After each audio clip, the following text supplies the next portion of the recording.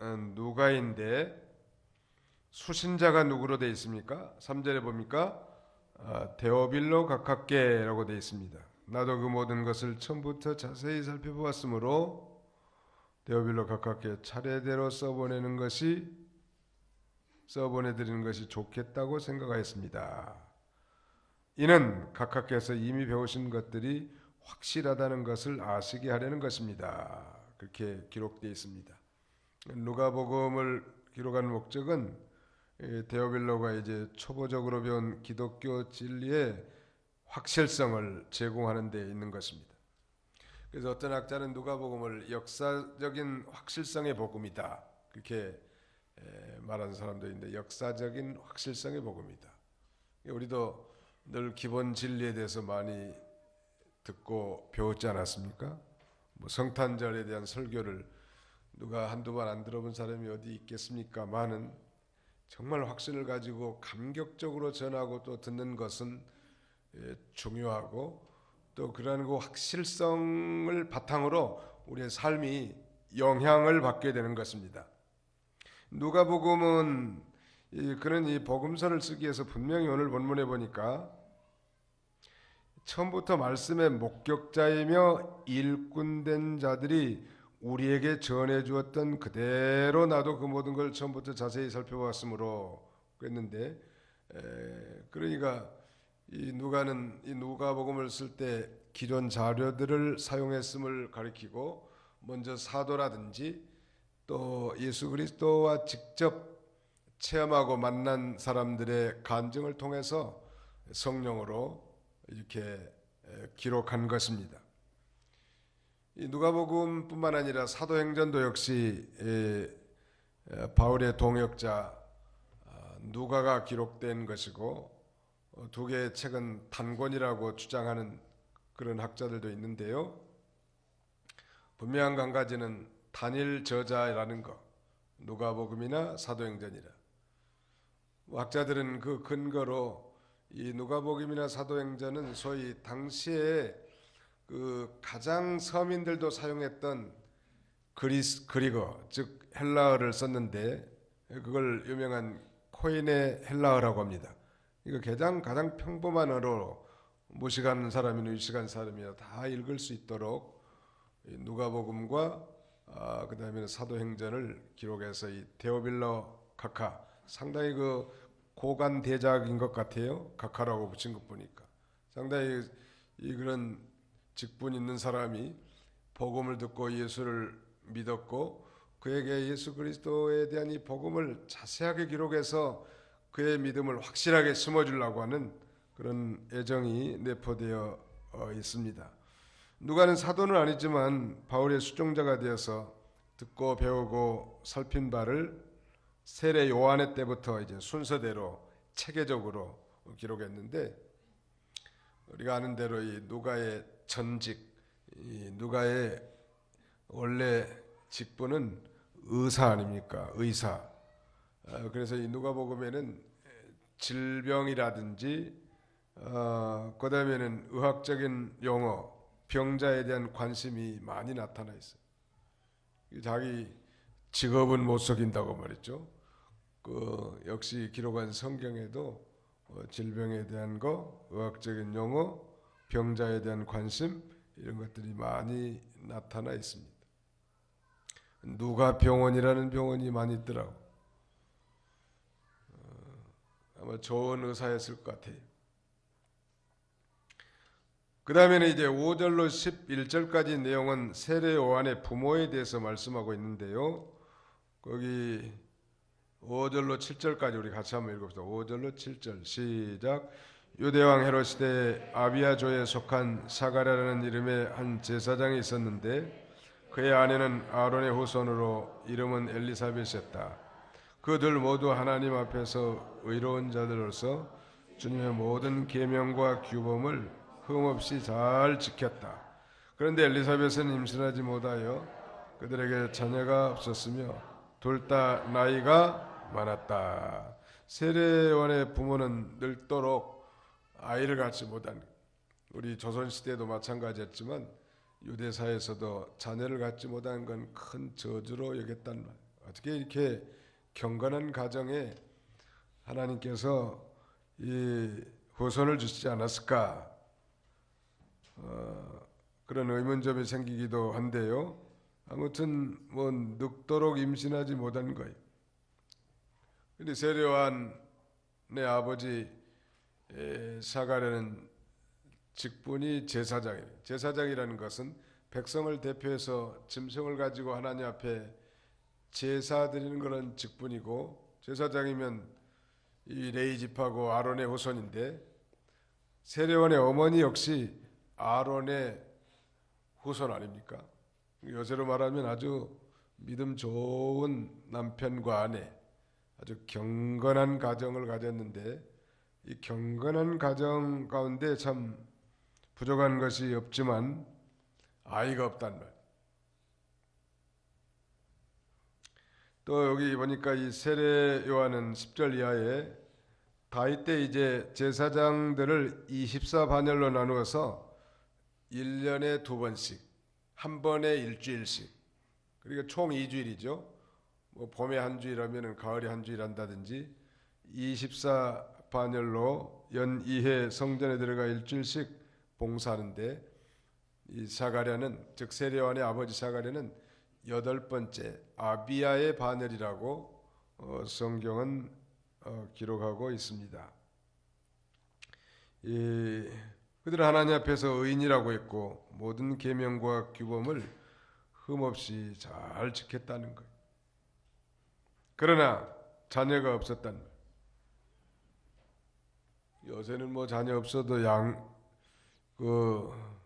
다른 아이 데려올 수도 있고, 또 예수 믿는 사람 같으면 전도 많이 해서 영적 자녀들도 많이 낳고, 그런데 자기 아버지가 사가랴가 제사장이니까 아들이라도 낳으면 좀 그 제사장을 혈통적으로도 계승할 수 있을 텐데, 아이가 없는 건 참 저들의 기도 제목이었을 것 같아요. 그렇다고 뭐 육신의 어떤 욕심, 정욕으로 뭐 아들 달라고 구하지는 않았을 것 같고, 이 거룩한 사역을 계승할 자녀를 주셔서 하나님의 그 위대한 구원 운동에 쓰임 당하면 얼마나 좋겠는가. 그런 마음으로 늘 기도했던 것 같습니다. 비록 자녀가 없고 나이가 많았지만 하나님을 위해서 기도한 거예요. 그 기도가 응답이 됐을까요? 자, 13절 읽어주세요. 천사가 그에게 말하였다. 샤가랴야, 두려워하지 마라. 하나님께서 내 간구를 들으셨다. 내 아내 엘리사벳이 내게 아들을 낳아줄 것이니 그의 이름을 요한이라고 하여라. 거기 보니까 샤가랴야 두려워하지 마라. 하나님께서 내 간구를 들으셨다. 여러분, 우리 하나님께서는 우리의 간절한 기도를 들으신 줄 믿으시기 바랍니다. 하나님 우리 기도를 들어주신단 말이에요. 사람 앞에 해결받으려고 하지 말고 하나님 앞에 가서 어려운 사정을 하나님 앞에 다 내놓고 특별히 기도할 때 이 간구함으로 응답받는 거예요.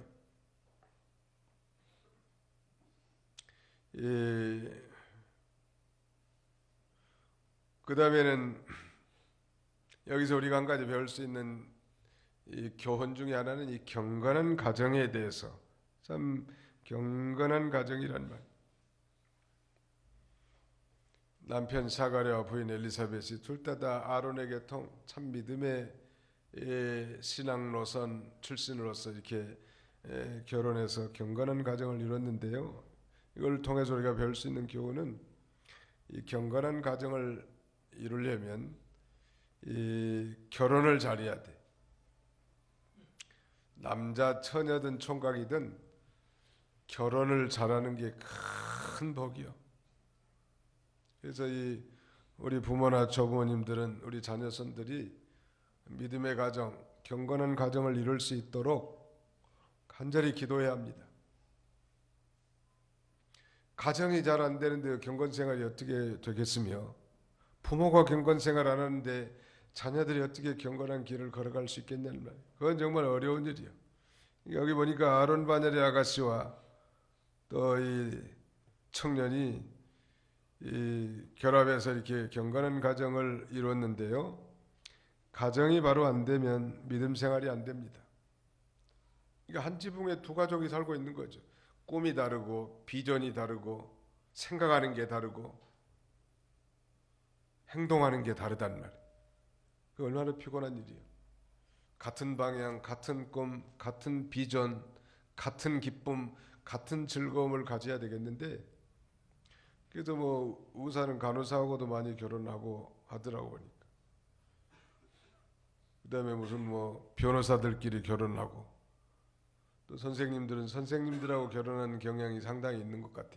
서로의 처지를 잘 이해해 줄 수 있기 때문에 그런 것 같습니다.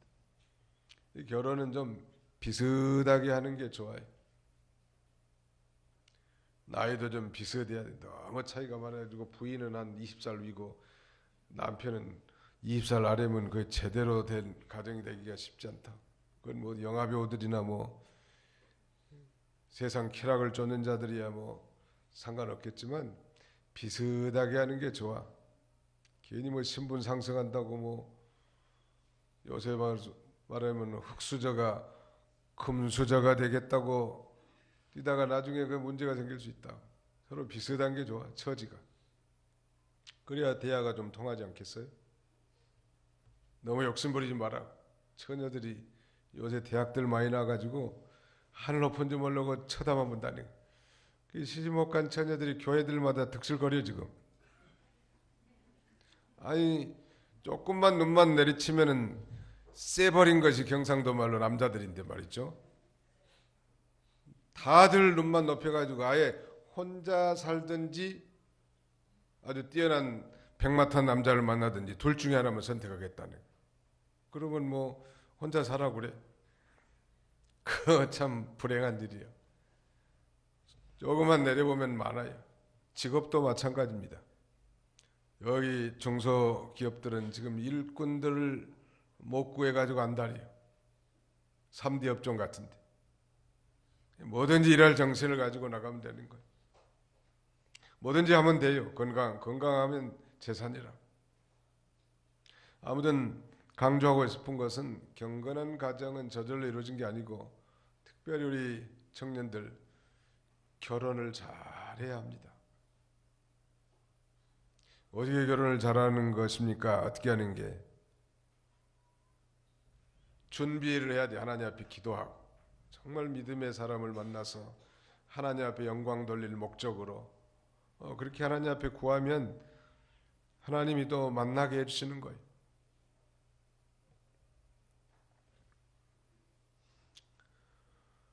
가정이 바로 되지 않으니까 믿음 생활이 안 되고 전체가 잘 안 되는 거예요. 그래서 믿음의 가정을 이룬 것이 너무너무 중요하니까 어디에 기도를 많이 해서 인물은 좀 못났어도 믿음으로 하는 게 중요해요. 우리 한국 사람들만큼 외모를 많이 보는 인간 족속들이 없다네요. 그래가지고 요새 뭐 웬만한 건 다 뒤집어 놓는다. 눈도 뒤집어 놓고 코도 아주 뭐 뒤집어 놓고. 어제 박정희 아니라 박근혜 대통령 뭘 지금 세월호 7시간 동안에 뭐 했느냐 이렇게 지리하게 묻는데 야당 의원들이 아주 지리하게 파고드는 건 그날 혹시 성형수술하고 무슨 치료받느냐라고 이 급한 젊은 학생들을 다 몰살시키지 않았느냐 이걸 지금 추구하는 거예요. 그러지 않기를 바라지만요. 참 안타까운 거예요. 박근혜 대통령 가만 놔둬도 그만한 인물이면 뭐 어디 가든지 다 생활하는 데 지장은 없겠지만 뭘 그걸 하나님이 주신 것이 제일 아름답습니다. 시작. 하나님이 주신 것이 제일 아름답습니다. 자연산이라고 합니다. 요새 말은. 요새 사람들 그게 인사해요. 눈 자연산이세요? 쌍꺼풀이 자연산이냐는 거예요. 그런 건 물어보는 거 아니에요. 그냥 속으로만 생각해야지. 어느 사람이 쌍꺼풀하고 왔대요, 교회를. 그러면 참 예쁘네요 이렇게 한마디 했으면 좋을 건데 수술이 잘못됐네요 이렇게 한 거예요. 이제 교회에서 다 뒤집어지는 거지. 아무튼 예쁘다고 해주라고. 예쁘려고 했는데 그걸 잘못됐다고 하면 얼마나 돈 본전 생각나고 힘들 거 아니. 아무튼 처음부터 이 같은 믿음으로 나가는 게 참 좋은데 성경에는 그렇지 않는 경우도 많아요. 예를 들면 모세는 참 믿음이 대단했지만 그의 부인 십보라는 이방인 제사장의 딸이었습니다. 욥은 정말 성자 같았지만 그의 부인은 육신에 속해서 하나님을 저주하고 죽으라고까지 말한 사람. 또 가령 이 사가랴 같은 사람, 이런 사람은 처음부터 이 같은 믿음으로 이렇게 시작했지 않습니까? 이런 경건한 가정에서 우리가 그 결론을 알지만 세례요한이 출생했고 그 세례요한은 그 위대한 구세주를 안내하고 그 길을 예비하는 선구자로서 길잡이로서 이 구원사에 중요하게 쓰임을 받습니다. 물론 그는 일찍 목배임을 당해서 순교를 하긴 합니다만 정말 하나님 나라에 예수님이 말씀하신 것처럼 여자가 낳은 자 중에 세례 요한보다 더 큰 자가 없다 할 만한 그런 칭호를 받았어요. 여기 14절에도 14절부터 한번 읽어주세요. 15절까지. 14절로 15절. 그 아들이 내게 기쁨과 즐거움이 될 것이며 많은 이들이 그의 출생을 기뻐할 것이다. 그가 주님 앞에서 큰 인물이 될 것이며 포도주나 독한 술을 결코 마시지 않을 것이고 어머니 뱃속에서부터 성령으로 충만할 것이다. 예, 그가 주님 앞에서 큰 인물이 될 것이며 그랬는데요. 어떻게 하면 이게 이 주님 앞에서 큰 인물, 큰 자가 될 수 있을까? 성경에는 하나님 나라의 큰 자가 어떤 사람인가에 대해서 한 4가지로 말씀하는데 첫째는 하나님의 말씀을 많이 깨달은 자. 마태복음 11장 11절로 12절 한번 같이 읽어봅시다. 마태 11장 11절로 12절.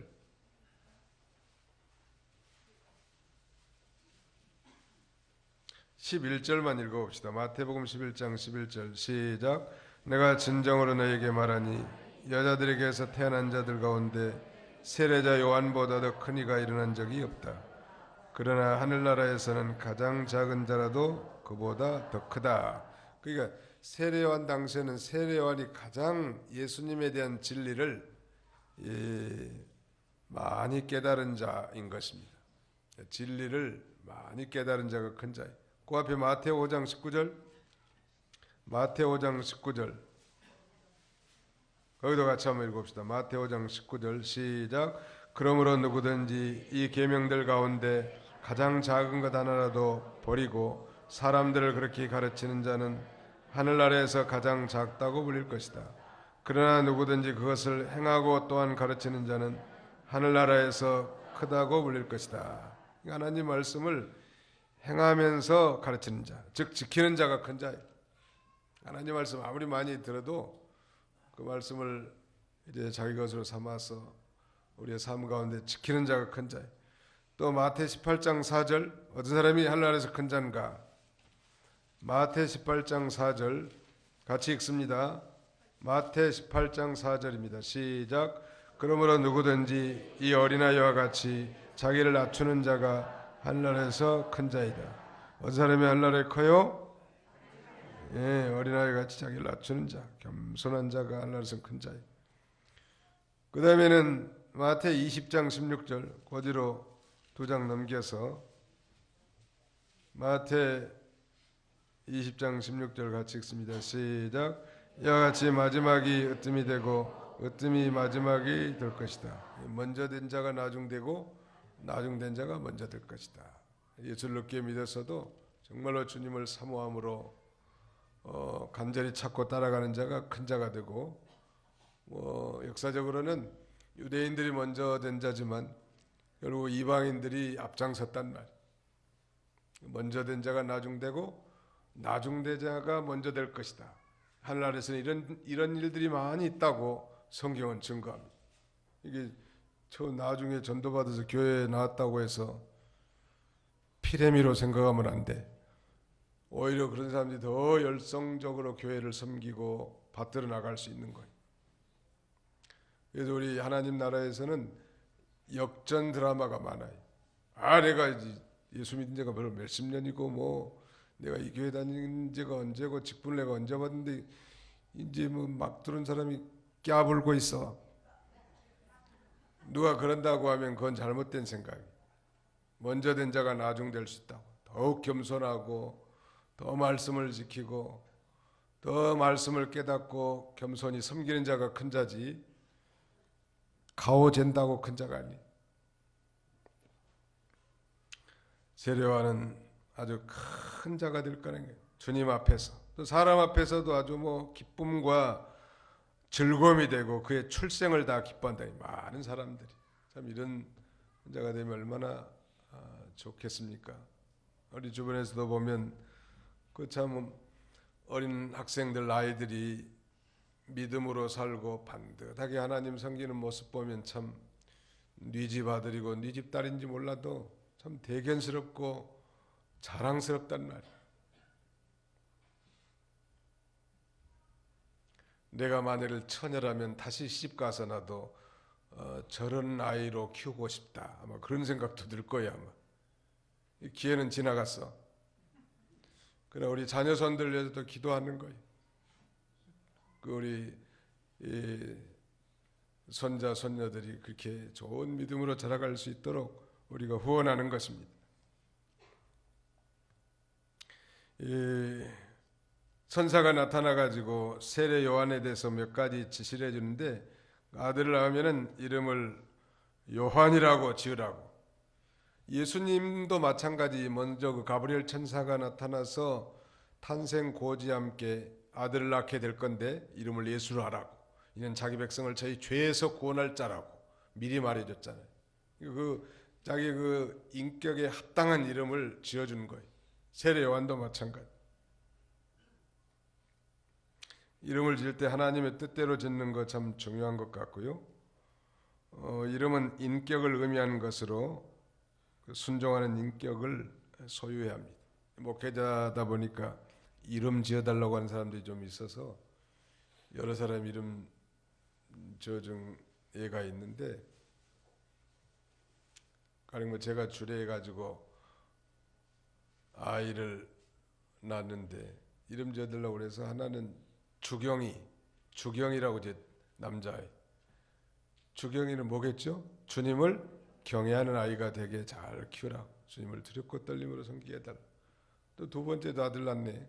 또 지어달라고 그래서 주찬이라고 해라. 이제 주님을 경외하고 그 다음에는 주님을 찬양하면서 살라. 창건교회 그 사찰 이 집사가 아이가 넷이에요. 뭐 충성이 뭐 희성이 또 원성이 하나 또 있는데 네 번째 아들 하나 낳았어요. 그래서 이름을 제가 하나 지어줬습니다. 넷째 구성이라고 하십시오. 그건 뭐냐면 우리가 중요하게 생각하는 구원을 이루어가다. 그 다음에 구원을 이루어가는 아이가 되게 해달라고. 나는 그 집 얘가 넷이지만 제일 관심 있는 건 구성이요. 왜냐하면 제가 이름을 지어줬기 때문에 이 아이가 구원을 잘 이뤄가기를 바라는 마음이 항상 있습니다. 가락동북에 있는데 어떤 50대 중년 부인이 저보고 와서 이름을 바꿔야 되겠다는 거예요. 왜 그렇습니까? 그러니까 제 이름이 절에 가서 스님이 지어준 거라서 도저히 내가 예수 믿고 이름 가지고 살기가 참 힘들다. 그러시냐고. 그래도 괜찮은데 뭘 그 일부러 바꾸려고 하냐고 그래서 바꿔드린 적이 있습니다. 아무튼 잊어버릴 수 없고 그분도 또 저를 못 잊어요. 왜냐면 이름을 준 장명가니까 제가 장명가기 때문에 아마 죽을 때까지 기억할 거라. 원래 이름은 옥자라는 이름인데 그게 스님이 지어준 이름이에요. 그래서 저는 뭐라고 지었냐면 유신, 이제 예수님 안에서 새로운 피조물이 되었다, 그런 의미로 이제 바꿔서 지어드렸습니다. 이름을 좀 잘 짓는 게 필요할 것 같습니다. 제가 이름을 짓는 철학은 부르기가 쉬워야 돼. 그리고 한 번 얘기해가지고 제대로 필기를 해야지. 저는 제 이름을 말할 때 여러 번 얘기합니다. 최희근이라고 하니까 최자가 초이자인지 차이자인지, 그러니까 반드시 은행이나 어디 가면은 저는 최소 최자입니다, 이걸 얘기해 주는 거예요. 그 다음에 희근이라고 하는데 이근인지 희근인지 그것도 또 헷갈리는 사람이 있고, 건이라고 하면 군인지 건인지 이렇게 헷갈리게 하지 말고 한 번 얘기하면 제대로 상대방이 한 번 듣고 이해할 수 있는 이름 그렇게 지어주는 게 필요하겠더라고요. 그래서 저도 아들 낳아가지고 요 군대 가서 관등성명 잘 되게 하려고 최동혁이다. 최 씨는 두 번 말할 필요가 있지만 동혁은 아마 두 번 얘기할 필요 없을 것 같아. 그 딱딱 떨어진 이름을 지어주고, 그 여기 여러분들 가운데도 아마 자기 이름에 대해서 좀 자부심 갖지 못한 분이 계실 것 같아요. 미자라든지 뭐 춘자라든지 그다음에 영자라든지 이런 이름은 다 일본식 이름 아닙니까? 이런 분들은 더 고상한 이름이 가졌으면 좋겠다, 그런 마음을 가져본 적이 있을 거예요. 이름 짓는 것도 기도 많이 하고 부르기 쉽고 듣기 좋고 은혜스러운 거 할아버지나 부모들이 이렇게 지어주면 참 좋을 것 같습니다. 이름을 요한이라 하라 지시한 대로 요한이라고 썼는데 사실 그 조상들이 그 요한이라는 이름을 가진 적이 없어요. 근데 놀랍게 이 천사가 고지 알려줬고 또 이제 그대로 이름을 진 거죠. 근데 이 천사가 이제 그 성전에 들어가서 일주일 동안 자신의 제사장 직무를 감당하는데 천사가 나타나 가지고 내 안에 늙은아내 엘리사벳에서 아들을 낳을 거고 이름을 요한이라고 할 거고 그는 장차 나시린과 같이 포도주나 이 독주를 마시지 않을 거라, 주 앞에 큰 자가 될 거라, 그는 엘리야의 심정을 가지고 많은 이스라엘 백성들을 하나님께로 돌이키는 그런 존귀한 자가 될 거라 얘기를 해준 거예요. 근데 문제는 사가랴가 그 사실을 안 믿었습니다. 그래서 그 징계로 벙어리가 된 거예요. 언제까지? 세례 요한을 낳고 그 이름을 지을 때까지 하나님이 징계한. 한번 답시다. 믿지 못하면 벙어리가 됩니다. 요새도 정말 믿지 못한 사람은요 전도 못합니다. 정말 예수 그리스도와 하나님 아버지에 대한 절대적 신뢰와 확실한 신앙이 있는 사람이 전도도 하고 자신 있게 기도도 하고 봉사도 하는 거지. 그 아버지도 제대로 못 부른 사람들은 나는 유전자 검사를 해봐야 된다고 생각해. 예수 믿고 하나님을 아버지라고 이렇게 자신감 있게 기도 속에서 아버지가 나와야 돼. 아버지인지 삼촌인지 아저씨인지 이걸 제대로 못 부르는 거예요. 아버지 하고 딱 불러가지고 당당하게 자기 이 요구 조건을 아뢰을 수 있어야 되는데 아버지를 못 불러요. 왜? 아버지가 아닐 수도 있으니까. 아버지 아닐 수도 있죠. 훌륭한 신 중에 한 사람,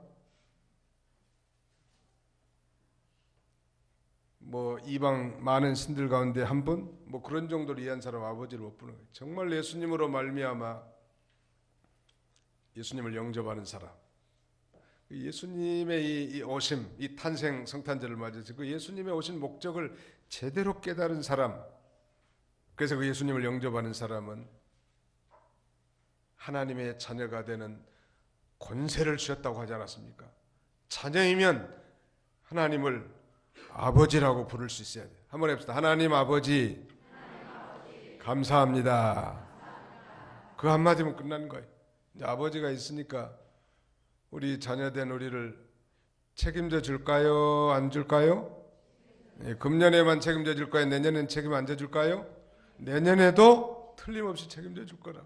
아니 내년뿐만 아니라 우리의 일생토록 영원토록 우리를 버리지 아니하시고 사랑하시고 자녀로서의 모든 풍성한 것으로 후대하실 거라. 이걸 믿는 게 신앙이에요. 믿지 못하면 벙어리가 되는 거예요. 믿으십시오. 확실하게 믿고 이제 주님을 알려고 사모하는 그런 구도자적 심정을 가지고 신앙생활 해보시라. 그러면 신앙생활이 기뻐요. 성경을 배우는 게 기쁘고 예배드리는 게 감격스럽고 찬송하고 자신의 직분들을 감당하는 게 은혜스럽고 모든 게 이제 넉넉하니까 여유가 생기는 거예요. 또 다른 사람에게 나눠줄 수 있는 거예요. 여유 있는 사람은 다른 사람에게 나눠주지, 여유 없는 사람은 자기도 살아가기 급급해 힘들어요. 새해는 좀 이런 풍성한 삶을 사는 저와 여러분들이 다 되시기를 바랍니다. 포도주와 독한 술을 마시지 말 걸 말했어요. 천사가. 아이나무 요한이라고 하는데 절대 술을 입에 대지 마라.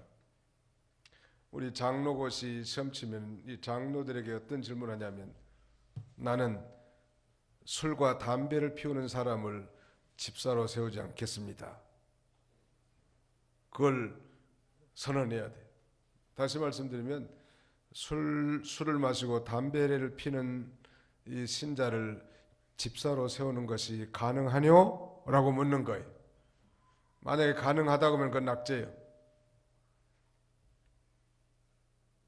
이 거룩한 하나님의 이 하나님의 일은 육신에 속한 게 아니잖아요. 영적인 신령한 일이란 말이에요. 어쩌다가 저쩌다가 친구 잘못 만나가지고 잘못 드린 그 습관이라도 하나님 앞에 기도하는 거예요. 기도하면 하나님께서 불가능한 일이 가능되게 해주시는 거예요.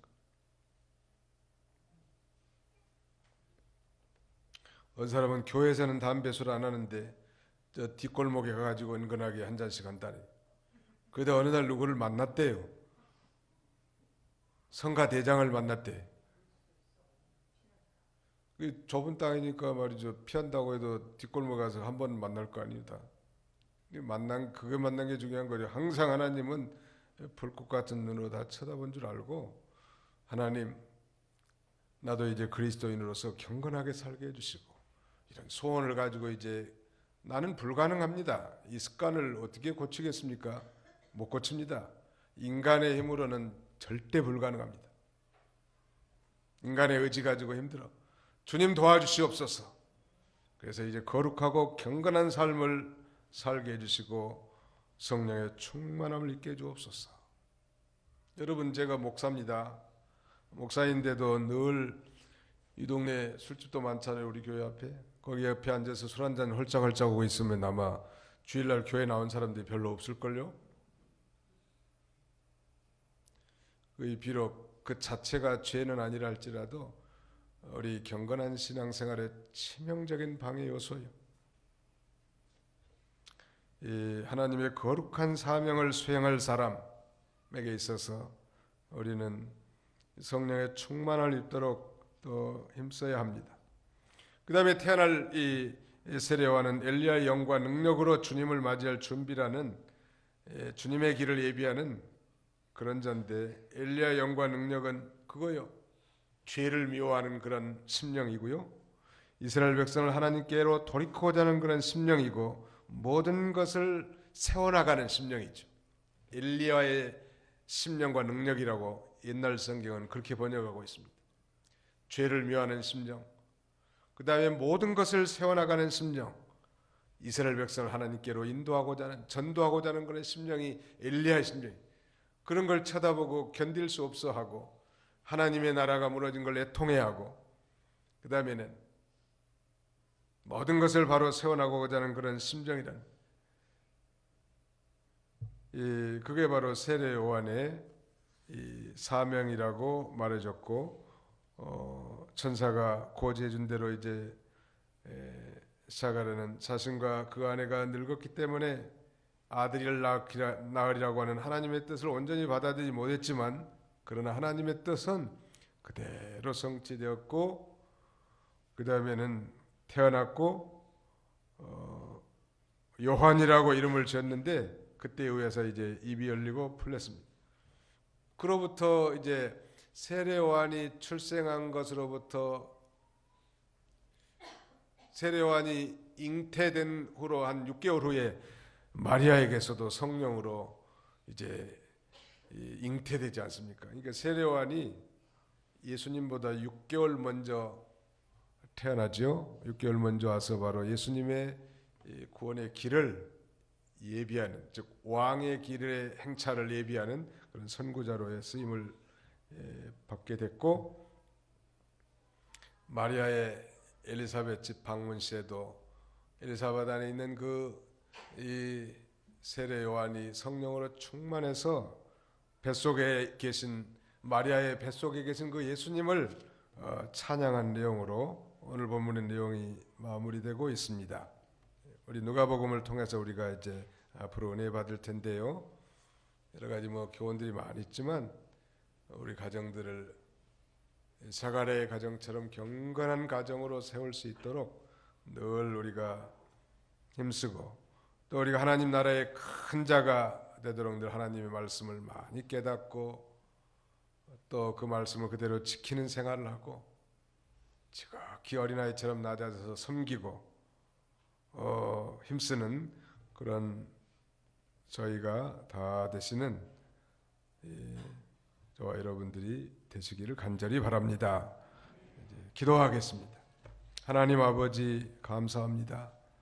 오늘 성탄절 겸 마지막 52번째 주일을 맞이해서 하나님께서 주의 권석들을 한자리에 불러 모으시고 이 메시아 왕의 탄생과 그의 사역이 무엇인지를 살펴보면서 우리가 흑암과 사망 가운데 거했던 자들인데 아무 소망 없는 우리들에게 생명의 빛 되시는 예수님이 오셔서 우리의 모든 죄를 청산함으로 이제 밝고 광명의 세계, 생명의 세계로 우리를 인도해 주신 그 은혜와 사랑을 진심으로 감사하고 감사합니다. 이제 아기 예수로 태어난 이 예수님은 이 땅에 친히 2016년 전에 강탄하셔서 위대한 상담자로, 전능하신 하나님으로, 영존하신 아버지로, 평강의 왕으로 오셨다고 했사오니 그 주님을 힘입고 우리도 능력 있는 자가 되고 지혜 있는 자가 되고 항상 평강을 누리는 자가 되고 아버지 하나님의 사랑과 배려 가운데 살아가는 저희들이 다 되도록 우리 하나님 함께해 주옵소서. 누가복음을 이제 통해서 우리가 은혜 받고자 하오니 들은 말씀이 생명이 되고 능력이 되도록 늘 같이 해주시고, 또 남은 이제 한 주간 동안 모든 걸 잘 정진정돈해서 후회함이 없게 해주시고 다가오는 새해를 맞이할 수 있는 저희가 다 되게 하여 주옵소서. 우리는 부족합니다. 고질적인 습관과 또 아직 끊어버리지 못한 못된 죄성들이 우리에게 남아 있습니다. 하나님 아버지, 우리의 힘으로 불가능하오니 하나님이 도와주셔서 거룩하고 경건하고 의로운 성숙한 그리스도인들이 다 되도록 우리 하나님 아버지 복을 내려 주시옵소서. 예수님의 이름으로 기도하옵나이다. 아멘.